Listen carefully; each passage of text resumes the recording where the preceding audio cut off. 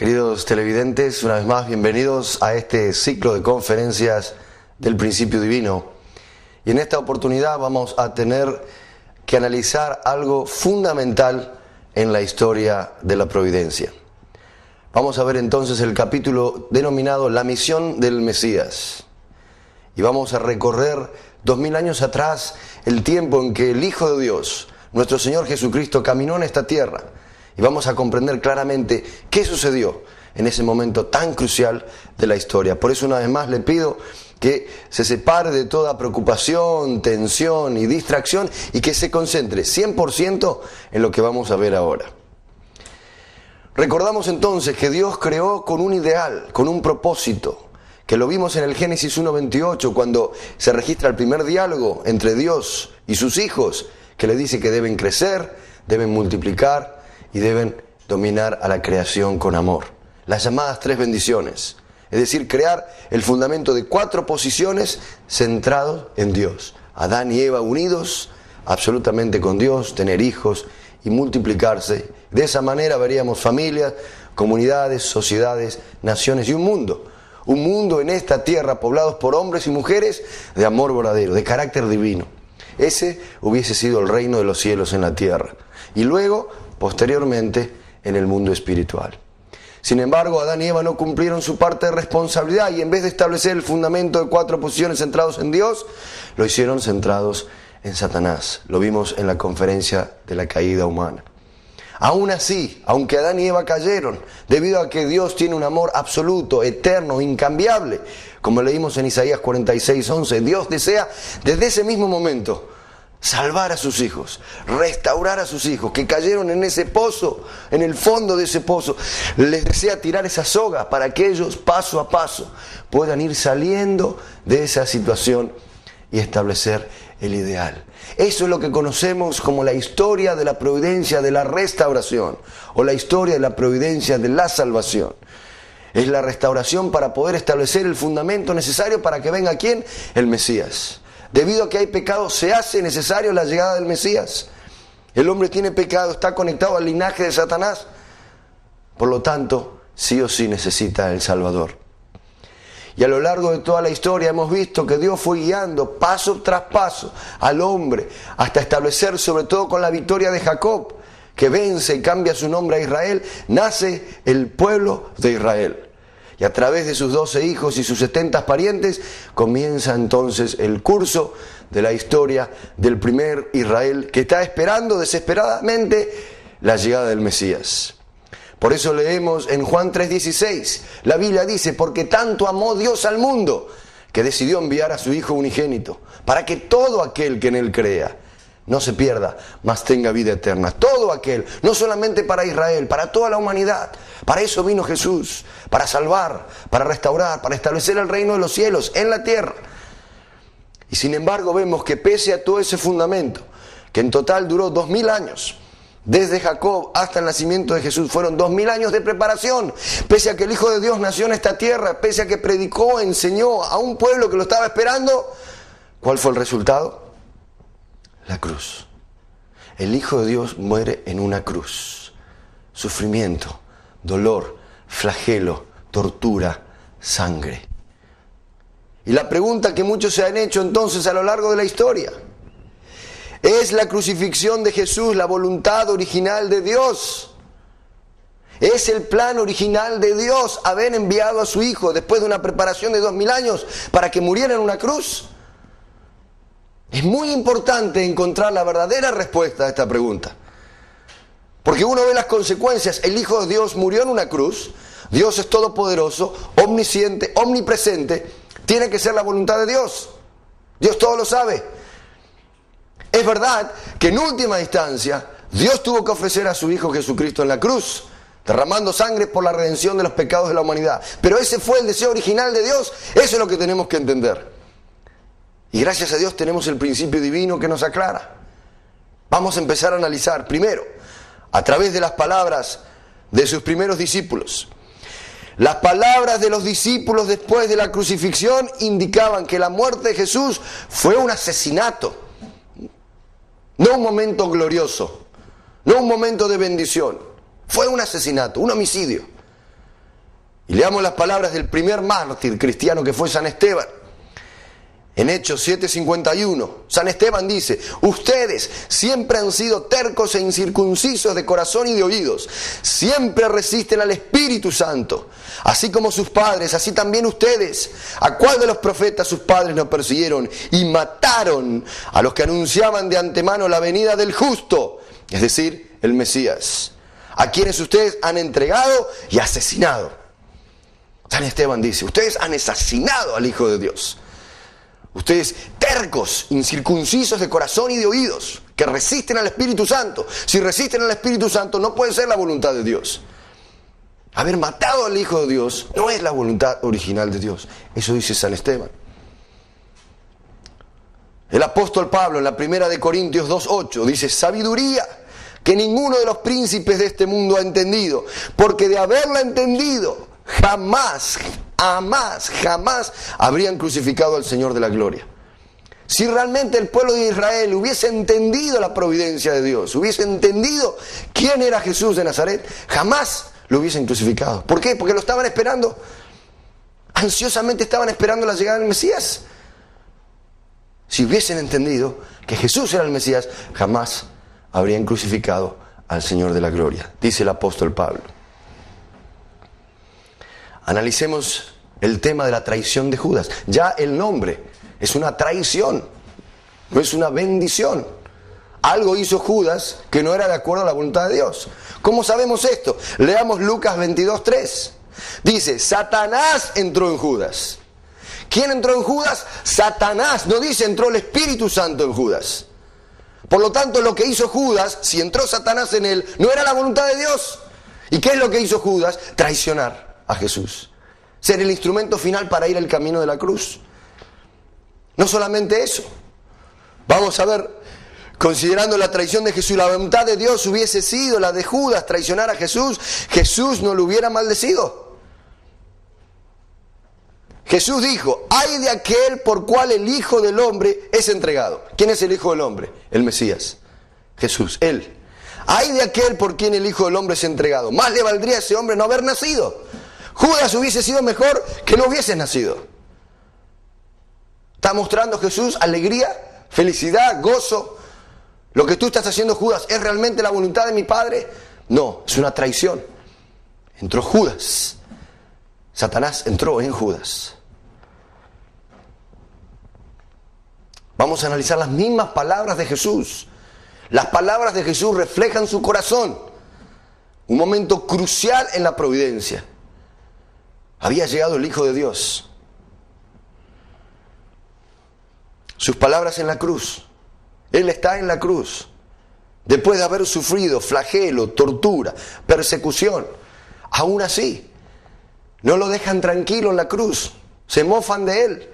Ah, si eres el Hijo de Dios, sale de esa cruz. Sin embargo, él, en el medio de toda esa persecución y sufrimiento, no tuvo ni una gota de resentimiento. Esa es la grandeza de Jesucristo. Un Hijo verdadero de Dios. Entonces, cuando mira a ellos, dice: Padre, perdónalos. ¿Por qué? Porque no saben lo que hacen. No saben lo que hacen. Si supieran lo que están haciendo, jamás crucificarían al Hijo de Dios. Jamás. Como no saben, me crucifican. No saben, entonces perdónalos, Padre. Ninguna condena, ningún juicio, ningún resentimiento. Pero no hay alegría, no hay felicidad, porque no era la voluntad original de Dios. Sigamos analizando las mismas palabras de Jesús. Si la voluntad de Dios hubiera sido la de crucificar a Jesús, Él no hubiera pedido que creyeran en Él. En Juan 8:37 dice: yo sé que sois descendientes de Abraham, pero sois descendientes de Abraham. Son hijos de Abraham, Isaac y Jacob. Yo sé que sí, pero aún tratáis de matarme. ¿Por qué? Porque no creéis en mí. Lo dice con dolor. Ustedes me quieren matar porque no creen en mí, aunque se consideran hijos de Abraham. Juan 8:39 al 44. Jesús dice, y entendamos su corazón, por favor: yo hablo lo que he visto acerca del Padre, y vosotros hacéis lo que habéis oído acerca de vuestro padre. Respondieron y le dijeron, nuestro padre es Abraham. Jesús les dijo, si fueseis hijos de Abraham, las obras de Abraham haríais. Si fuesen realmente los hijos de Abraham, harían las obras de Abraham, que sería creer en mí. Pero, dice Jesús, ahora procuráis matarme. Procuráis matarme, no es lo que haría Abraham, no es la voluntad de Dios original. Hombre que os he hablado la verdad, lo cual he oído de Dios. No hizo esto Abraham. Vosotros hacéis la obra de vuestro padre. Entonces le dijeron, nosotros no somos nacidos de fornicación. ¿Se acuerdan la caída? Nosotros no somos nacidos de fornicación. Un padre tenemos que es Dios. Jesús entonces les dijo, si vuestro padre fuese Dios, ciertamente me amaríais. ¿Entienden? Si realmente ustedes están haciendo la voluntad de Dios, me amarían. Porque yo estoy aquí para ustedes, para salvarlos, para restaurarlos, para traer el reino de los cielos. Recuerden Mateo 4:17, las primeras palabras de Jesús cuando Él comienza su ministerio. Arrepentíos, el reino de los cielos se ha acercado. Las primeras palabras de Jesús, Jesús no dice, arrepiéntanse que voy a la cruz. Vengan y mátenme y crucifíquenme. No, arrepiéntanse. El reino se ha acercado. Sean perfectos como vuestro Padre Celestial es perfecto. Por eso Él dice, si realmente hiciera la voluntad de Abraham, si Dios fuese su Padre, me amaríais. Porque yo de Dios he salido y he venido. Pues no he venido de mí mismo, sino de que Él que me envió. Juan 6, 27 y 28 le dijeron, ¿qué debemos hacer para poner en práctica las obras de Dios? ¿Qué debemos hacer para hacer la voluntad de Dios? Y Jesús le responde, la obra de Dios es que creáis en el que Él ha enviado. ¿Cuál es la obra de Dios? La voluntad de Dios es que crean en mí. Israel, yo he venido para ustedes, a salvarlos. Crean en mí. No crucifixión, crean en mí. Reino de los cielos, ideal, mundo de amor, de paz, de felicidad. Juan 5, 45, 46 dice, no penséis que yo voy a acusaros delante del Padre. Yo no los voy a acusar, yo los amo. Amor verdadero, incondicionalmente, yo los amo, yo no los voy a acusar, yo no los voy a juzgar. ¿Hay quien os acusa? Moisés. ¿Se dan cuenta? La actitud del pueblo de Israel de rechazar a Jesús, Jesús le dice, Moisés los va a acusar.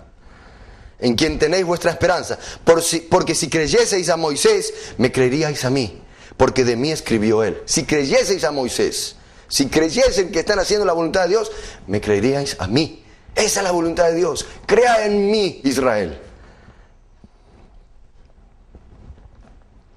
Y él comienza a hacer los milagros. Los ciegos comienzan a ver, los sordos empiezan a oír, los cojos comienzan a caminar. Y él dice entonces, si no hago las obras de mi Padre, no me creáis. Si lo que yo estoy haciendo no es de Dios, está bien, no me crean. Mas si las hago, aunque no me creáis a mí, es decir, mis palabras, mis discursos, mis sermones, creed a las obras. Vean lo que yo estoy haciendo. Para que creáis y conozcáis que el Padre está en mí. Y yo en el Padre. Yo soy el Mesías. Yo soy el Cristo que ustedes están esperando. Crean en mí, por favor. Ese era el corazón de Jesús. Desesperado. ¿Cuál fue la respuesta de Israel? Juan 8:59. Entonces tomaron piedras para tirárselas al Hijo de Dios, al Mesías, al hombre perfecto de amor verdadero, predicando amor, sirviendo, educando. 10 piedras, arrojándoselas. Pero Jesús se ocultó y salió del templo, atravesando por en medio de ellos se fue. No es que Jesús se quedó a recibir las piedras porque la voluntad de Dios era ser apedreado o crucificado, no. Se ocultó y se fue. No era la voluntad de Dios original que muriera en una cruz, que fuese apedreado. Para eso lo envió Dios, para salvar a Israel, para establecer el reino. Juan 7:1 también dice, después de esto Jesús andaba por Galilea y no podía andar por Judea porque los judíos buscaban matarle. ¿Entienden? Si fuese la voluntad original de Dios morir en una cruz, Él hubiese ido ahí para que lo mataran enseguida, ya está. Él nunca va de una cruz, por 2 años, nunca, hablando acerca del reino, del ideal.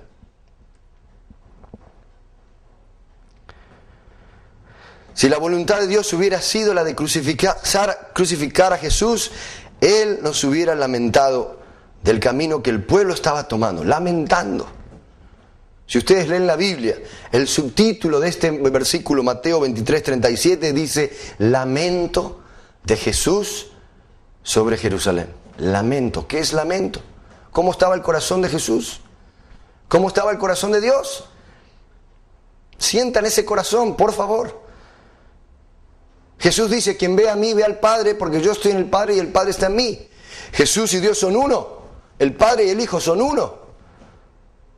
Si Jesús está en lamento, si su corazón está triste, si su corazón está dolorido por lo que está pasando, así también es el corazón de Dios. Dios está sufriendo al ver que las puertas del reino se están cerrando, que no lo aceptan a Jesús. Y Jesús mira a Jerusalén, que representaba a todo Israel, 2000 años de historia, y dice: Jerusalén, Jerusalén, tú que matas y apedreas a los profetas que a ti te son enviados. ¿Cuántas veces quise abrazarte como la gallina abraza a sus polluelos debajo de las alas? Pero tú no quisiste. Jerusalén, ¿cuántas veces yo quise abrazarte? Ese es el corazón de Jesús, ¿entiende? Él quiso abrazar a Jerusalén, quiso abrazar a Israel, y Él es rechazado. Entonces mira a Jerusalén desde el monte y se lamenta: ¿cuántas veces te quise abrazar como la gallina que abraza a sus polluelos debajo de las alas? Y tú no quisiste, Israel. Vine para ti, vine para salvarte, y tú no lo has querido.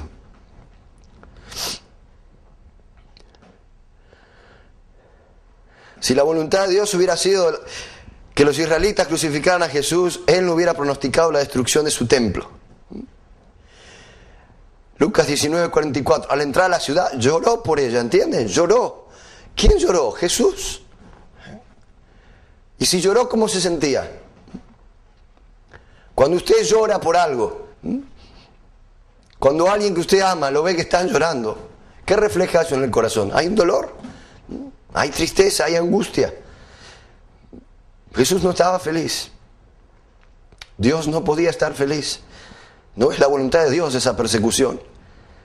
Al entrar a la ciudad, lloró por ella. Oh, si tú conocieses en este día lo que es para ti la paz. Pero ha quedado encubierto a tus ojos. Porque vendrán días sobre ti en que tus enemigos te rodearán, te sitiarán, te estrecharán por todas partes, a ti y a los que estén contigo, y no dejarán sobre ti piedra sobre piedra, porque cuánto no has conocido el tiempo en que Dios te ha visitado. Jerusalén, porque no has conocido el tiempo en que Dios te ha visitado, por eso vas a sufrir.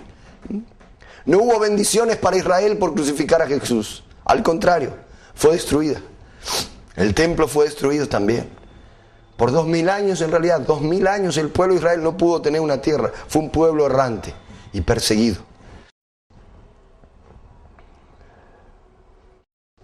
Cuando Jesús habla a los escribas y a los fariseos, quienes lo estaban rechazando, lo estaban acusando, Jesús en ningún momento manifiesta alegría y felicidad. Muy bien, persíganme, mándenme a la cruz, que eso es lo que mi Padre quiere. No. Él dice en Mateo 23:13, vosotros escribas y fariseos hipócritas, porque ni entráis al reino de los cielos, ni dejáis entrar a los que entrarían.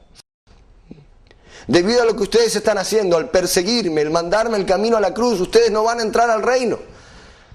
Y no solamente ustedes no van a entrar al reino, sino las personas a las cuales ustedes están guiando. Tampoco. Están cerrando la puerta a todo Israel. Si bien Jesús comenzó diciendo: arrepentidos que el reino de los cielos se ha acercado, es decir, las puertas del reino se han abierto, ahora las puertas del reino se están cerrando. ¿Por qué? Porque no lo aceptan, no lo aman, no lo reciben. Finalmente tenemos la oración de Getsemaní. Dice: si la voluntad original de Dios hubiera sido que la de Jesús muriera en la cruz, ¿por qué Jesús pidió no ir a ella? ¿Entienden? Como se ha interpretado por ahí en algunos círculos teológicos, el propósito por el cual Jesús viene es morir en una cruz. Entonces cuando viene en una cruz, Él debería ir corriendo, con felicidad, si ese es el propósito original, ¿entienden? Pero Él pide desesperadamente, con lágrimas, no ir a esa cruz. Vamos a leer estos versículos. Mateo 26, 37, 42. Y llegó Jesús con ellos a una propiedad llamada Getsemaní. Y tomando a Pedro y a los dos hijos de Zebedeo, comenzó a entristecerse en gran manera. ¿Entienden? Comenzó a entristecerse en gran manera. Estaba muy triste Jesús. Y si Jesús está muy triste en su corazón, ¿cómo está Dios? También está muy triste. Es inseparable. Y les dice a sus discípulos: mi alma está muy triste hasta el punto de la muerte. Estoy muerto de tristeza. Así es como se siente Jesús. Así es como debía sentirse el Hijo de Dios. Está lleno de tristeza. Su alma está llena de tristeza. Y le dice: quedaos aquí y velad conmigo. Acercándose un poco adelante, cayó rostro en tierra, orando y diciendo: Padre mío, si es posible, que pase de mí esta copa, pero no sea como yo quiero, sino como quieres tú. Esa es la grandeza de Jesucristo, como un hijo verdadero. Él le pide: Padre, si hay alguna posibilidad, no quiero ir a la cruz, no quiero morir en una cruz, Padre. Yo sé cuál es tu voluntad, yo sé por qué tú me has enviado aquí, para establecer el reino, tu reino de amor verdadero, tu reino de paz eterna aquí en la tierra. Si yo voy a la cruz, ese reino no se va a establecer. Padre, si hay alguna posibilidad, no quiero ir a la cruz, pero que no sea como yo quiero. ¿Qué quiso decir Jesús? Si aún yo tengo que ir por ese camino, porque ya no queda más alternativa que tener que morir en la cruz, si esa es tu voluntad, yo voy, Padre. Yo voy. En ningún momento Él se escaparía. 100% a hacer la voluntad de Dios. ¿Y qué sucede? Cuando Él regresa, sus discípulos estaban durmiendo. Imagínense, si alguien habla con ustedes y les dice: estoy lleno de tristeza, tengo una tristeza muy, muy grande, mi alma está destruida, quédate aquí, por favor. Es muy importante, ya vengo. ¿Usted cómo se va a quedar? Absolutamente. Despierto, despierta. Muy serio. Está hablando el Hijo de Dios, no cualquiera. Sin embargo, los tres discípulos durmiendo. ¿Qué quiere decir eso? Que en realidad Jesús quedó absolutamente solo. Solo, completamente solo. Nadie entendió su corazón. Nadie entendió su misión. Nadie lo amó verdaderamente al punto de dar sus vidas. En ese momento de su vida nadie estuvo con Él. Él estaba muy triste. Y vuelve y le dice: con que no has podido velar conmigo una hora. Ni siquiera una hora se han podido quedar despiertos mientras yo oraba. Un momento crucial de su vida se definía el curso de la restauración centrado en Jesús. Y 3 veces orando, buscando si había alguna esperanza, no había ya más nada, quedó solo. Dios tuvo que ofrecer a su Hijo en la cruz. Y en esa oración era tan intensa que en Lucas dice: estaba en agonía, en agonía. Oraba más intensamente y era su sudor como grandes gotas de sangre que caían hasta la tierra. Así era la desesperación. Y algunos han cometido el error de interpretar esta oración como una debilidad en Jesús, hombre. Después de todo, nadie quiere morir. Y el principio divino dice: eso es ofensivo. El Hijo de Dios, si tiene que morir en una cruz, va a morir 1000 veces. Jamás va a orar para no ir a una cruz o no sufrir, si esa es la voluntad original de Dios. ¿Por qué Él oró de esa manera entonces? Él oró de esa manera porque Él sabía, los israelitas iban a sufrir. Desde la crucifixión de Jesús, los israelitas han divagado por toda la tierra como un pueblo errante, sufriendo opresión y persecución. ¿Es esa la voluntad de Dios? ¿Que el pueblo de Israel sufra? Absolutamente no. La voluntad de Dios sobre 2000 años de fundamento es que reciban a Jesús, que lo amen, que lo acepten, que se establezca el reino de los cielos en la tierra. Entonces Jesús pudo ver: si yo voy a una cruz, mi pueblo de Israel va a sufrir por 2000 años. No solamente eso, Él pudo ver que también sus amados apóstoles, sus discípulos, iban a ser perseguidos, iban a ser comidos por los leones, iban a ser crucificados. ¿Se dan cuenta? La consecuencia de la crucifixión de Jesús es que sufre Israel, sufre el pueblo cristiano. Hay división entre judaísmo por un lado y cristianismo por el otro. Jamás debería haber ocurrido eso. Imagínense por un momento si Jesús es recibido en Israel 2000 años atrás. ¿Ustedes creen que Dios va a decir, no lo reciban? Yo quiero que muera en una cruz para enviarlo 2000 años después? No, absolutamente no. El pueblo de Israel entiende que hay una llegada del Mesías. Una. El Mesías es enviado por Jehová, Dios, para establecer el reino. Y Dios cumplió su responsabilidad. Envió al Mesías para establecer el reino. Israel no lo recibió. Si el pueblo de Israel hubiese seguido a Jesús, primero, el reino de los cielos se habría establecido en la tierra. Segundo, no existiría la división entre judíos y cristianos. Tercero, no habría persecución a los cristianos. Cuarto, no sería necesaria una segunda venida. ¿Por qué va a haber una segunda venida de Cristo si Cristo es recibido, aceptado, amado y obedecido? ¿Se dan cuenta? Es muy importante entender esto. El Mesías viene, dice la Biblia en 1 Corintios 15:45, como el segundo Adán, el postrer Adán. ¿Por qué hay Mesías? Porque el primer Adán fracasó. Por eso hay un segundo Adán. Y Jesús nace en esa posición, para hacer lo que Adán no hizo en el comienzo de la historia. ¿Y qué es lo que Adán debía hacer? Recuerden el Génesis 1:28, Dios les dijo, creced, multiplicaos y dominad. Las tres bendiciones. Lograr ese fundamento para poder establecer esas tres bendiciones. Eso es lo que debería haber sucedido 2000 años atrás. La primera bendición era alcanzar la perfección absoluta, la unidad absoluta con Dios. Jesús era uno con Dios, por eso dijo, quien ve a mí, ve al Padre. El reino de los cielos se ha acercado. Pero el segundo paso era establecer los padres verdaderos. Había alguien preparado ahí para poder restaurar el error que había cometido Eva en el jardín del Edén. Un Adán verdadero y una Eva verdadera, porque el ideal de Dios es eterno, absoluto, incambiable. Aunque Adán y Eva cayeron, pecaron y no cumplieron su responsabilidad, Dios quiere establecer ese ideal. Dios tiene que establecer los padres verdaderos, verse reflejados 100%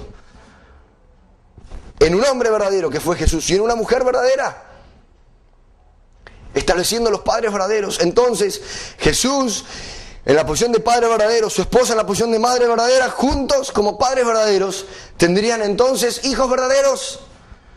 Lo que Adán y Eva deberían haber hecho en el comienzo de la historia, y multiplicar hijos del linaje de Dios sin pecado.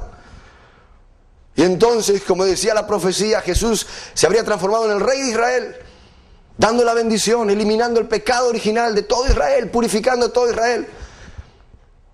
El reino de Israel sería el reino celestial en esa parte del mundo. Y luego iría a Roma.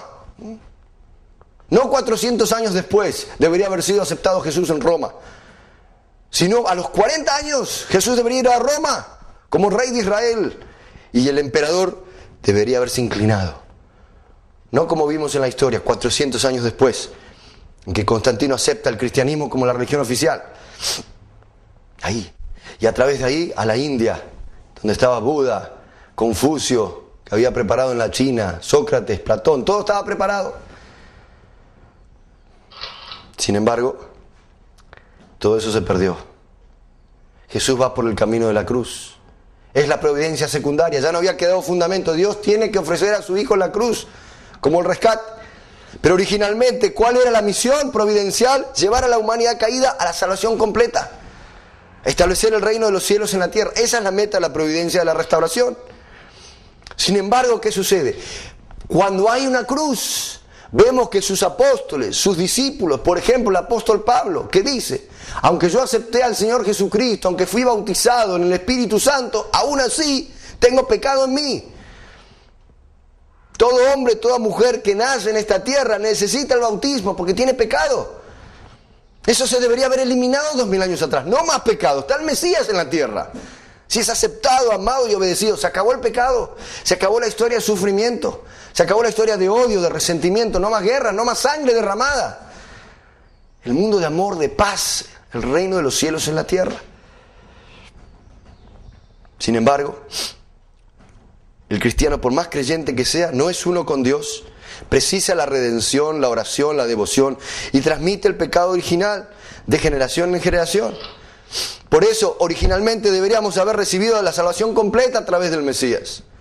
Pero la crucifixión, ¿qué nos permite? Recibir la salvación espiritual.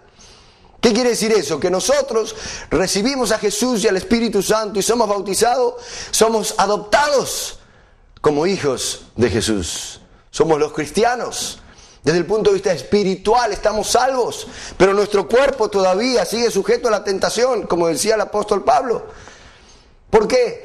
Porque el cuerpo de Jesús es entregado a Satanás para que Dios pudiera continuar con la providencia y salvar al resto de la humanidad. Ofrece a su Hijo unigénito, pero la humanidad sigue bajo la tentación de Satanás.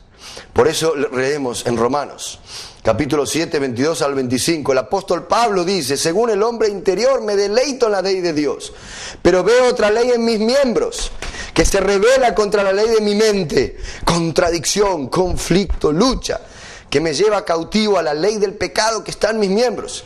Miserable de mí, ¿quién me librará de este cuerpo de muerte? ¿Entienden? Pese que uno acepta a Jesús, al Espíritu Santo, es bautizado, aún así el cuerpo sigue sujeto a la tentación. No debería haber sido así 2000 años atrás si el Mesías es recibido. Es importante entenderlo esto, porque Dios quería establecer el reino de los cielos, no continuar con el sufrimiento. Y algunos se preguntan, ¿pero cómo? Hay una profecía en Isaías 53 que habla acerca del Señor del sufrimiento. Sí, pero hay varias profecías que hablan acerca del Rey de Reyes. Por ejemplo, tenemos Isaías 9, Isaías 11, Isaías 60, Lucas 1, 31, 33. ¿Qué quiere decir esto? ¿Por qué hay dos profecías? Algunos dicen, ¿no ven? La Biblia es contradictoria. No, la Biblia no es contradictoria. Dios siempre da dos tipos de profecías porque depende del cumplimiento de la responsabilidad humana. Dijimos que la voluntad de Dios se cumple cuando Dios cumple con su responsabilidad y el ser humano cumple su responsabilidad. ¿Cuál era la responsabilidad de Dios en este tiempo? Enviar al Mesías. Dios cumplió su responsabilidad. ¿Cuál era la responsabilidad del pueblo de Israel? Aceptar al Mesías. Pero tenía que haber dos profecías, porque si el pueblo de Israel acepta al Mesías, entonces está la profecía del Rey de Reyes. Recuerden cuando le aparece el ángel a María. En Lucas capítulo 1, 31 al 33, tú darás a luz un hijo, su nombre se llamará Jesús. Él reinará se sentará en el trono de David. ¿Qué es el trono de David? El rey de Israel. Y reinará sobre la casa de Jacob, es decir, Israel, para siempre. Y su reinado no tendrá fin. El Hijo del Altísimo es el Hijo de Dios, que va a ser el Rey de Israel y su reinado no tendrá fin. Esa es la profecía del Rey de Reyes. Pero si Israel no cumple su responsabilidad, estaba la otra profecía, el Señor del sufrimiento. Por eso en la Biblia tenemos siempre dos tipos de profecías, porque depende del cumplimiento de la responsabilidad del hombre. Y muchos se pueden preguntar, ¿por qué sucedió eso? Dios es todopoderoso. Si esa no es la voluntad original de Dios, ¿por qué Dios permitió eso? A Dios no se le puede acusar de nada, porque Dios siempre cumple su responsabilidad. Miren lo que dice aquí Malaquías 4:5. Es el último libro del Antiguo Testamento. El profeta Malaquías revela: he aquí, yo os envío al profeta Elías antes que llegue el día de Yahvé, grande y terrible. Es decir, el día del Mesías. Antes de que venga el Mesías, Dios revela: yo les voy a enviar al profeta Elías. ¿Por qué hizo eso Dios? Porque desde el punto de vista externo, Jesús como Mesías es un hombre de carne y hueso. No vino volando como Superman de otro planeta, de otra galaxia. Fue un bebé que nació en Belén. Un bebé sagrado, un bebé del linaje de Dios, el Hijo de Dios. Pero un bebé, externamente. Era un joven de 30 años. Entonces cualquiera podría proclamarse el Mesías. Entonces Dios dijo: no crean en cualquiera que le digan yo soy el Mesías. Yo primero les voy a enviar a Elías. ¿Pero quién fue Elías? Elías era un profeta que había ascendido al cielo. Había vivido 900 años antes de Jesús. Y la segunda carta de Reyes 2:11 dice así: iban caminando mientras hablaban, cuando un carro de fuego con caballos de fuego se interpuso entre ellos, y Elías subió al cielo en un torbellino. Entonces el pueblo de Israel leía, antes que venga el Mesías tiene que venir Elías. Elías se fue al cielo, entonces el pueblo de Israel, ¿qué estaba esperando? Que viniera Elías, ¿de dónde? Del cielo. Entonces aparecen los discípulos a predicar que había llegado el Mesías, que Jesús como Mesías, Hijo de Dios, estaba en la tierra. Los discípulos de Jesús eran humildes personas, no eran doctos en la palabra, no conocían esta profecía, salen a predicar de corazón, pero de repente se chocan con el pueblo de Israel, que pregunta acerca de Elías. Porque si bien Elías había ascendido al cielo, antes de que venga el Mesías tiene que aparecer Elías. ¿Quién fue Elías? Elías fue Juan el Bautista. La segunda venida de Elías es Juan el Bautista. Es alguien con un nombre nuevo. No es el mismo cuerpo físico de Elías. Es alguien que nace con la misión y con el espíritu de Elías. Por eso en Lucas 1:17, el ángel, el mismo ángel que le anuncia a María, ese mismo ángel le había anunciado antes a Zacarías: tu esposa Elizabeth va a dar a luz un hijo y llamar su nombre Juan. Él vendrá con el poder y el espíritu de Elías. Juan el Bautista es el Elías. Entonces cuando los discípulos salen a proclamar, el pueblo de Israel pregunta, los escribas preguntan, ¿pero dónde está Elías? Y los discípulos no sabían. Entonces, ¿qué hacen los discípulos? Van y le preguntan a Jesús. En un comienzo, Juan el Bautista empieza a predicar en Mateo 3:2. En aquellos días apareció Juan el Bautista predicando en el desierto de Judea, diciendo: arrepiéntanse porque el reino de los cielos se ha acercado. Yo os bautizo en agua para conversión, pero aquel que viene detrás de mí, es decir, el Mesías, Él es más fuerte que yo y no soy digno de llevarle sus sandalias. Él los bautizará en Espíritu Santo y fuego. Y en Mateo 3:16 tenemos algo crucial que una vez más quiero enfatizar. Dios siempre ha cumplido su responsabilidad. Dios le revela directamente a Juan el Bautista quién es esa persona que él estaba esperando. Quién es la persona que él estaba preparando el camino. Dice así: y Jesús, después que fue bautizado, subió luego del agua. Y aquí los cielos le fueron abiertos. Y vio al Espíritu de Dios que descendía como paloma y venía sobre él. Y hubo una voz de los cielos que decía: este es mi Hijo amado en quien tengo complacencia. Dios le revela a Juan: este es mi Hijo amado. Este que está aquí, Jesús. Él es el Mesías. Él es a quien tú y todo el pueblo de Israel estaban esperando. Por eso él comienza a predicar y da estos testimonios. Y los discípulos salen muy contentos a avisarle al pueblo de Israel. Pero miren lo que dice aquí. Entonces sus discípulos le preguntaron a Jesús, diciendo: ¿por qué pues dicen los escribas que es necesario que Elías venga primero? ¿Por qué me están diciendo todo el tiempo que Elías tiene que venir primero? Señor Jesús, ¿qué es esto?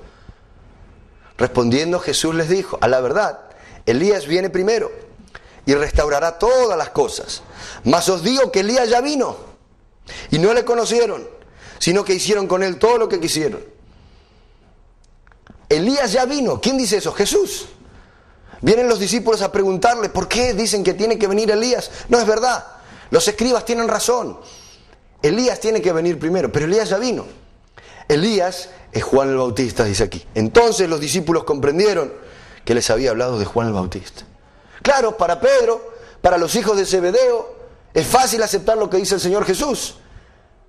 Si Juan el Bautista es Elías, de acuerdo a la palabra de Jesús, esa es la palabra de Dios. Entonces cuando ellos vuelven y le dicen al pueblo de Israel: tienen razón, es verdad, Elías tiene que venir primero, pero Elías ya vino, Elías es Juan. ¿Cómo Juan? La Biblia no dice que va a venir Juan, acá dice que Elías tiene que venir primero. Sí, pero el Señor dice que Elías es Juan. Imagínense lo que pasó 2000 años atrás. ¿Fácil o difícil aceptar que Juan es Elías? Más sabiendo que la Biblia no habla nada de Juan, según el Antiguo Testamento. Pero algunos fueron a preguntarle a Juan. Leemos entonces en Juan 1:21. ¿Qué pues? ¿Eres tú Elías? Y él dijo: no soy. ¿Eres tú el profeta? Respondió: no. ¿Entienden? Jesús dice: Juan el Bautista es Elías. Y cuando van y le preguntan a Juan el Bautista: ¿eres tú Elías? No, yo no soy. Uno de los dos está equivocado. Uno de los dos está equivocado.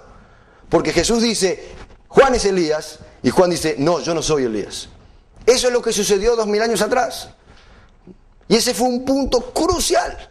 Porque Dios había preparado todo el pueblo de Israel que estaba centrado, respetando a Juan el Bautista, temeroso de Juan el Bautista, quien tenía la responsabilidad de llevar a todo el pueblo de Israel al Mesías. Por eso comenzó a dar testimonio, por eso Dios le revela, Él es. No hables en general, quien viene detrás de mí es más grande que yo, no soy digno de atarle sus sandalias. No. Él, tú tienes que predicar de Él, tienes que seguirlo a Él, amar a Él y llevar a todo el pueblo de Israel a Él. Jesús es mi Hijo amado, en quien tengo complacencia. Sin embargo, pese a que Él comienza a dar testimonio, Juan el Bautista comienza a dudar de Jesús como el Mesías. Sí, así como lo está escuchando. Juan empieza a dudar. Leamos en Mateo 11:3.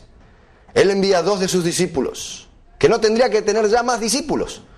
Todo lo que él tenía era para dárselo a Jesús. Aún así, Jesús andaba por un lado, él estaba con sus discípulos, creando confusión en Israel.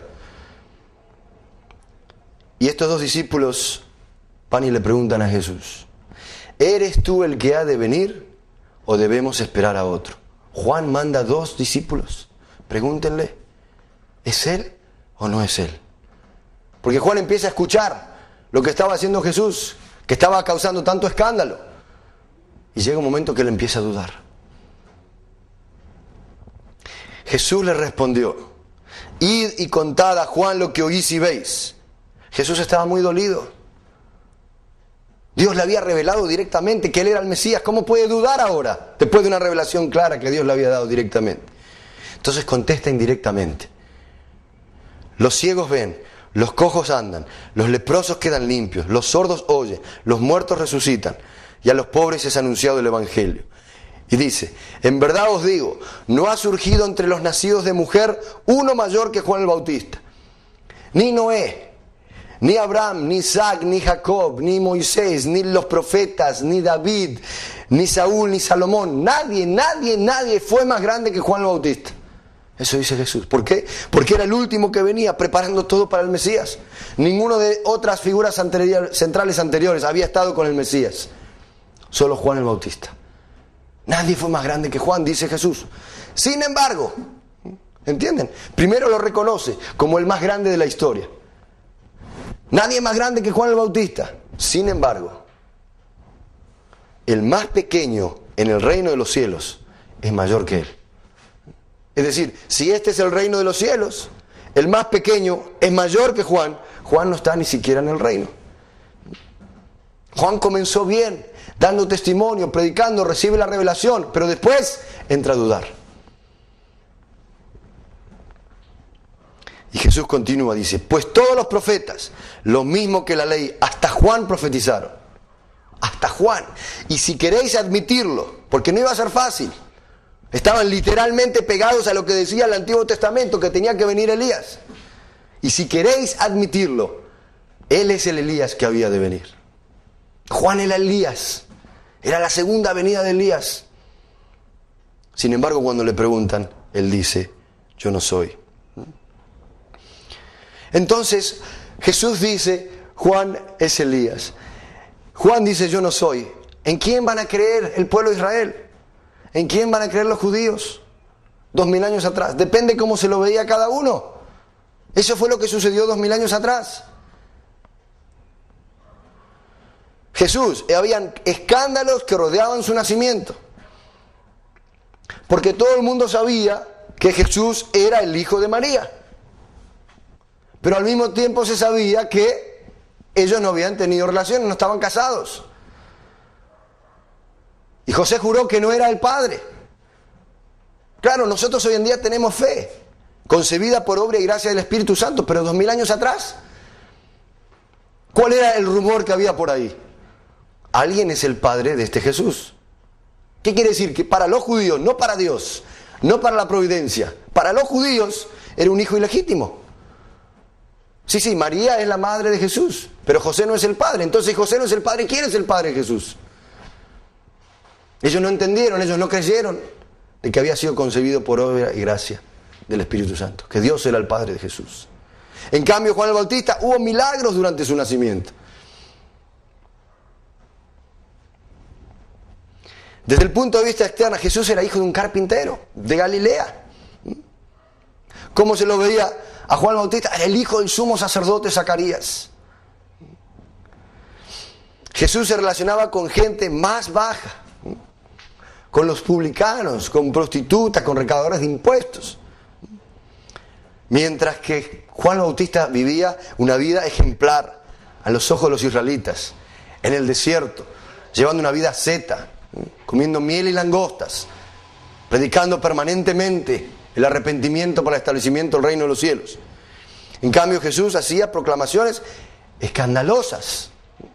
Entonces, desde el punto de vista externo, ¿en quién va a creer el pueblo de Israel? Imagínense ustedes, yo los invito a que se transporten 2000 años atrás. Imagínense, usted en estos momentos es parte de ese pueblo de Israel. Usted está leyendo las Escrituras y dice en Malaquías 4:5, sobre el final del Antiguo Testamento, antes de que venga el Mesías, yo les voy a enviar el Mesías. Eso es lo que está diciendo Dios Jehová. Yo les voy a enviar al Mesías. Esa es la responsabilidad de Dios. Yo voy a cumplir mi responsabilidad, les voy a enviar al Mesías. Pero antes de que venga el Mesías, yo les voy a enviar al profeta Elías. Entonces usted lee eso. ¿Y qué es lo que está esperando? Absolutamente eso. Está esperando la llegada del profeta Elías. Sin embargo, aparecen los discípulos. Imagínense, yo soy uno de los discípulos de Jesús. Usted es uno de los escribas. Hermanos de Israel, hermanas de Israel, tengo algo hermoso que proclamarles. ¿Qué le pasa, Pedro? Yo soy un humilde pescador, ¿no es cierto? Yo no soy un conocedor de la palabra, no soy un escriba, no soy un fariseo, no soy un saduceo, no soy un sacerdote, nada. Soy un humilde pescador. ¿Qué te pasa, Pedro? Tengo algo hermoso que contarles, Israel. El Mesías ha llegado. Gloria a Dios, el Mesías está entre nosotros. Se acabó el dolor, se acabó el sufrimiento, se acabó el yugo de Roma. Llegó el Hijo de Dios. Ahora usted es un escriba, me escucha a mí proclamándole que el Mesías ha llegado. Y usted conoce las Escrituras. ¿Qué me va a decir? ¿Cómo, Pedro? ¿El Mesías ha vuelto? Es imposible. Para que venga el Mesías tiene que venir primero Elías. Aquí lo dice y se lo muestra, y usted me lo muestra a mí. Mira, lee, tú eres un pescador ignorante. Yo soy un escriba que conozco la ley, conozco la palabra. Mira lo que dice aquí. Entonces, yo, Pedro, leo, Elías tiene que venir primero, pero yo no conozco nada. Entonces voy y le pregunto, y eso es lo que leímos antes, para que vuelva a entender esta dinámica. Va entonces Pedro y le dice, Señor, Señor, ¿por qué dicen los escribas que Elías debe venir primero? Estaba angustiado Pedro, por supuesto que sí. Él quería mostrar las buenas nuevas a todo ese pueblo de Israel que estaba esperando al Mesías. Y Jesús le dice, no es verdad, Pedro. Mi padre lo escribió ahí en Malaquías. Es verdad que Elías debe venir primero. Pero ¿sabes qué, Pedro? Elías ya vino. Elías ya vino, Señor. Sí, Pedro. Elías ya vino. ¿Y quién es? ¿Quién es Elías? ¿Dónde está? ¿Dónde está? Y Jesús dice, Juan el Bautista es Elías. Entonces, claro, yo soy Pedro. Juan el Bautista es Elías. Gracias, Señor. Gracias por darme esta clara explicación. Ahora mis hermanos y hermanas de Israel lo van a comprender. Entonces vuelvo a usted. Escriba. Perdón, usted tenía razón. Disculpe, yo soy un bruto pescador, un ignorante de la palabra de nuestro Señor Jehová. Pero es verdad, Elías viene primero. Pero ¿sabes qué? Elías ya ha venido. ¡Aleluya! Elías ya vino, ya llegó, está entre nosotros. ¿Cómo Elías ya vino? Usted me pregunta, ¿cómo Elías ya vino? Hemos estado esperando, hemos estado mirando al cielo, mañana, tarde y noche, nadie vio venir a Elías, y llama a otro los escriba. ¿Tú has visto a Elías venir del cielo? No. Y llama a otro escriba, ¿y tú? No. Nadie ha visto a Elías volver del cielo. ¿Cómo puedes decir tú, Pedro, que Elías ha vuelto del cielo? Usted me pregunta a mí. Sí, Elías ya ha vuelto, es Juan el Bautista. ¿Juan el Bautista? ¿Cómo Juan el Bautista? Entonces le muestra nuevamente Malaquías 4:5. Aquí no dice Juan el Bautista, Pedro. Aquí dice que va a venir Elías, el profeta Elías. Y el profeta Elías subió al cielo en una carroza de fuego 900 años atrás y estamos esperando que venga Elías.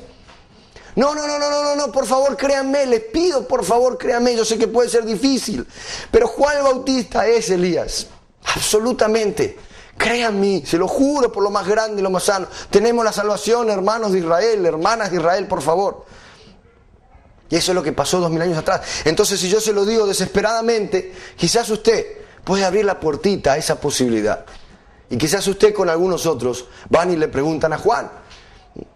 Imagínense, y ustedes van y se acercan a Juan. Juan, ¿eres tú Elías? Y Juan dice, sí, yo soy Elías. Imagínense que hubiese pasado 2000 años atrás. Llegó Elías. Elías llegó. Entonces es verdad. Entonces Jesús es el Mesías. ¡Aleluya, Israel! Llegó el Mesías. Eso tendría que haber sucedido 2000 años atrás, ¿entiende? Juan con solo decir, sí, yo soy Elías, la historia hubiese ido por otro camino. Pero Juan dice, como leímos en Juan 1:21, recuerde, yo no soy Elías. ¿Eres tú el profeta? No, yo no soy. Entonces, eso es lo que sucedió 2000 años atrás. Pese a que Pedro, desesperadamente, los discípulos desesperadamente trataron de convencer al pueblo que él era el Elías, Juan dice, yo no soy. Entonces, eso sucedió 2000 años atrás. El pueblo de Israel se encuentra en esta disyuntiva. ¿En quién vamos a creer? ¿En Jesús? ¿En este que fue hijo de María, pero no sabemos quién es el padre? Vemos que crece en la casa de un carpintero, anda con prostitutas, con publicanos, hace proclamaciones escandalosas. ¿O vamos a creer en Juan, el hijo del sumo sacerdote, el cual ha tenido un nacimiento milagroso, el que vive una vida asceta, de acuerdo a la palabra? ¿En quién vamos a creer? Obviamente eso sucedió 2000 años atrás. Entonces Juan, que tenía la responsabilidad de ser el puente, Juan, que tenía la responsabilidad de ser el camino para poder llevar a todo el pueblo de Israel a Jesús, lo corta. Y es muy importante entender esto, porque pese a que Juan comienza bien, recibe la revelación directamente de Dios, empieza a predicar, Juan nunca siguió con su cuerpo a Jesús como discípulo. Pedro no debería haber sido originalmente el primer discípulo de Jesús. El primer discípulo de Jesús, sustancialmente, debería haber sido Juan el Bautista. Y no solamente predicar acerca de quién iba a venir, seguirlo. Seguirlo. Imagínense hoy en día, si yo les digo a ustedes, estamos en los tiempos de la segunda venida, las profecías están cumplidas, los paralelos de la historia demuestran que estamos en la segunda venida. Yo les digo, queridos hermanos y hermanas, el Mesías está de vuelta en la tierra. La segunda venida de Cristo, aquí está. Yo les empiezo a proclamar, pero me quedo yendo por otro lado. Allá está el Mesías, ustedes vayan por allá. Yo tengo por acá mis otros negocios, mis otras cosas para hacer. No, ustedes entrarían en una contradicción muy grande. Ustedes son mis discípulos, son mis alumnos, confían en mí. Yo les digo, vayan para allá, pero yo me voy para otro lado. No, ¿yo qué tengo que decir? Vengan, Él es el Mesías. Y vienen caminando conmigo. Vienen y me siguen. Absolutamente. Yo con mi cuerpo no solamente predico, con mi cuerpo voy y lo sigo al Mesías. Eso es lo que debería haber hecho Juan, absolutamente. No solamente predicar, sino cumplirlo, vivirlo, practicarlo, 100%. Sin embargo, esto registra la historia. Miren esa diapositiva en su pantalla. Así murió Juan el Bautista. Primero fue puesto en la prisión. Después no solamente puesto en la prisión, sino que murió decapitado. Ese es el final de Juan el Bautista. Jamás debería haber sido así. Pero Juan, en última instancia, no cumplió con su parte de responsabilidad crucial y providencial, que era dar testimonio y seguir al Hijo de Dios. Pese a que el ángel se lo había revelado a Zacarías, pese a que Dios se manifiesta directamente a Juan, en última instancia, él no cumple su responsabilidad. Y lamentablemente entonces vemos que el Hijo de Dios, en vez de ser aceptado, amado, recibido y ver el reino de los cielos en la tierra, eso se perdió. Y la única esperanza que queda es este Apocalipsis 22:20, donde Jesús dice, ciertamente vengo en breve. La única esperanza que tenemos entonces todos nosotros hoy en día es la segunda venida de Cristo. Y aprendamos entonces de esta lección para no poder cometer nuevamente el error 2000 años atrás. Y cuando se produzca la segunda venida, poder aceptar al Señor y juntos establecer el reino de amor y de paz. Muchas gracias por su atención y que Dios le bendiga. Gracias.